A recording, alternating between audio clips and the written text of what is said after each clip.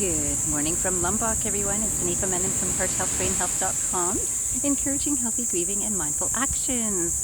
Here I am at my favorite sorts of locations in front of the ocean, and I love this experience. And of course, we know that we have ocean in Canadian provinces too. There's the two ends of Canada do have experience with the ocean, and then many people travel to be near the ocean. Ocean definitely has such a calming vibe.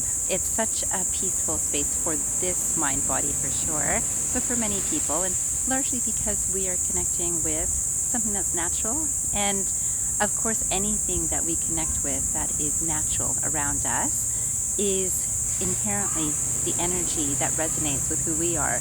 And when we're naturally ourselves, we can recognize this and feel this connection with the earth or the environment. It could be the air, it could be space, it could be water, and it could be earth. So lots of people know things like grounding. Today though, I thought I'd talk about this water just because of the title that I decided to name this video, this castaway. And here I can tell you that many people know that throughout the world that there are Hindu populations who have a system, a class system, a caste system, which is also a class system. It's a caste system which is based on hereditary socialized benefits for specific groups. So again, this can be by status of the family, that if a person is born into a very wealthy family, so perhaps they're business people, and then the next generation is born into that caste. So that's Hinduism, and I will say that so Hinduism does generally work on this consciously or not consciously. So here I am in Lombok, which is largely Muslim, and let me tell you, it's the same. I'm going to take my glasses off so that there's no difference between you and I. Here we are, connecting eye to eye, hopefully that you can see me and see the truth that I'm carrying and sharing with you. Here in Lombok, there's also a caste system. So even when we look at things like taxes, and I guess this time just came up recently, where people pay according to the status and again how much income, and we can say taxes like that are happening in Canada too, though we don't call it caste system, though we have cast people into certain groups and distinctions, haven't we? And we do this right from birth, that when a child is born into a wealthy family, suddenly that child is already elevated. So society looks upon this wealthy family as very good, that wow, that's a really special family because they've always made money, and so now this child is coming into money. We do the same thing in North America, and I'll say the world, though we don't call it caste system. We even see that parent is a doctor, and likely the child will be a doctor too. So this sort of thinking, these unconscious biases, do put us into castes. We also do this in terms of education level. So this child's parents are very educated, so that's a higher caste, and whichever way they're educated, they could be engineers, they could be teachers. Anything that I respect, I put into a higher caste, and we do this again all over the world. Now, the thing that I notice here, I guess it stands out very much to me here, is that people feel limited by the caste that they're born into. So sometimes you would think that that's such a privilege to be in a high caste, and sometimes a child is born into a medical family and they don't really want to go into the medical world. They don't really want to become doctors, yet that's kind of the expectation, whether from the parents or society around. And this could be the closest community, or this could be distant friends. This is kind of the expectation. And a lot of people, even in Canada, do this. So if there are teachers that give birth to their children, they'll probably be teachers too. Or they're psychologists, they're in healthcare, they're going to, likely the child will be in that profession. Perhaps they are working for things like hairdressing, massage therapy, which is also a service. It's even if you were born into a service industry family, which is working with a hotel, it's kind of assumed that the child will also be that, which again limits that person. And then the children that I speak to, are often not so happy. So even when children are born into very religious families, so this is the role of my parents in whether the mosque's here or whether it's in an association with the mosque. Sometimes it's with a church. I've heard this in Canada, and the child is not interested in that. They kind of unconsciously pushed and cast into this. Sometimes they would really like to be a doctor, but they've been born into the working class that is doing manual labor. They really want to be a doctor. Now, first of all, the world around them, including their parents, often are thinking, oh, I don't know if they'll be able to get there. But unless the parents have even siblings that are doctors, there won't really be a belief that my child could be one too. And this is what happens here for sure. And in fact, it's almost discouraged. So then when we see, who do we cast away? Our own. Our own. So you might know that the story of Buddha. Buddha was born into a very wealthy family and was going to be a prince and would be living in this palace. He was living in a palace which he left. And imagine, was he cast away or did he allow himself to go? And here too, I see so many people, and I know this happens in Canada, are so happy when their children leave here to go to a different country because the opportunities are greater. And that's not true in terms of opportunities, in terms of learning from a fresh perspective without that unconscious burden of caste is really useful. It's so subtle in some situations. In some situations, it's very overt and almost demanded by family that you better follow our tradition, whether it's religion, whether it's the caste itself, that this is the level we're at, we are farmers and you will be a farmer too, or whether it's the subtle, oh, you can do whatever you want. What, you're studying that?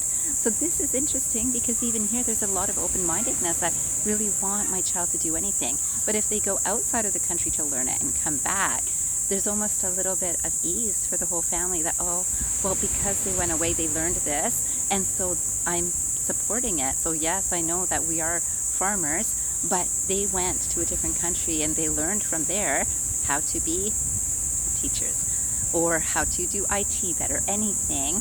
And what will happen is suddenly the child has an excuse to do something that follows their own passion, their own interests. Even that will have the subtle pressure of family and society. Of it better be something that we respect, because if it's something that I don't, maybe a child wants to be a professional dancer. I don't know how well that would be received here. And the same thing happens in North America. I don't know how well it would be received, and half of the time it's because, is that going to bring you money? Will you survive on that? How about, again, this service? If a person has a skill and a talent in anything, and that talent is benefiting themselves, that it brings joy to themselves and others, can we just be happy in this moment of now? And this is what I see, again, even when I look at education.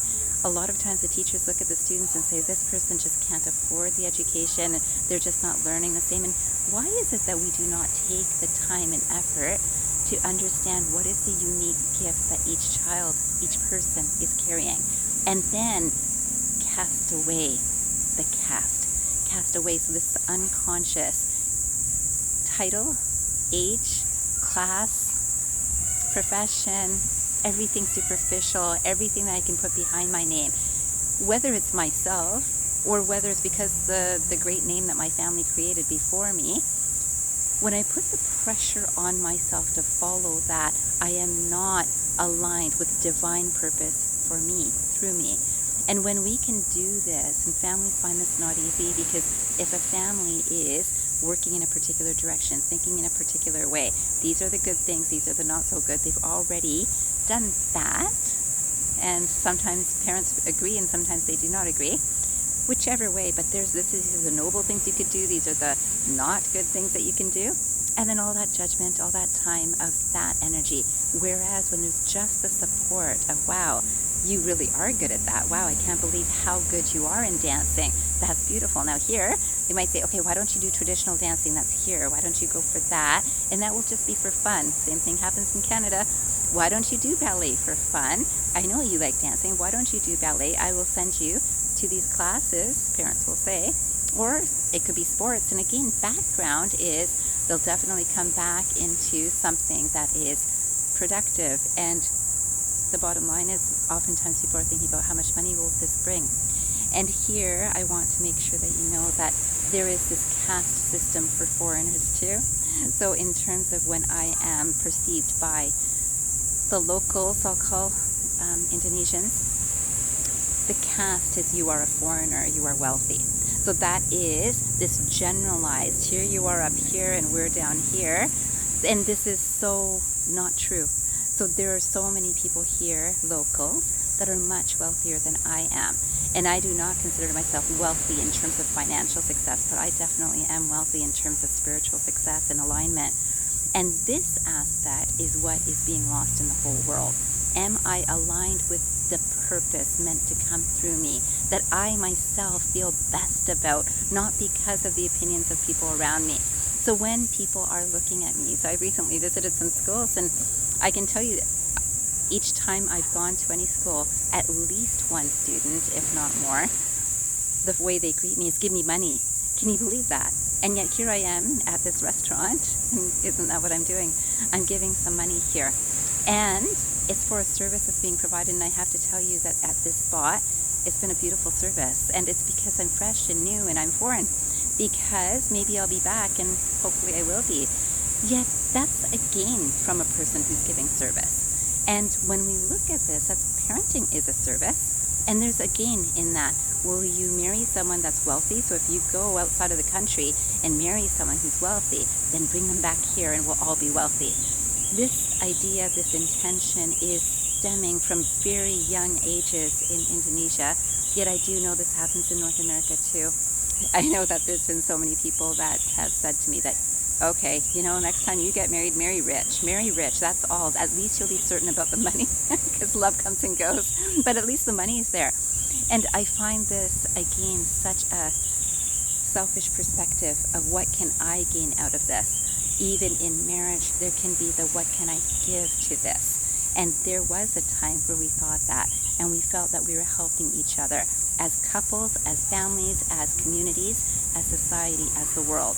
Now it has become, what can I gain from this? And that happens in couples, in families, in schools, in institutions, and then in the professional workplace. Today, I bring you back to, how are you casting away the people closest to you?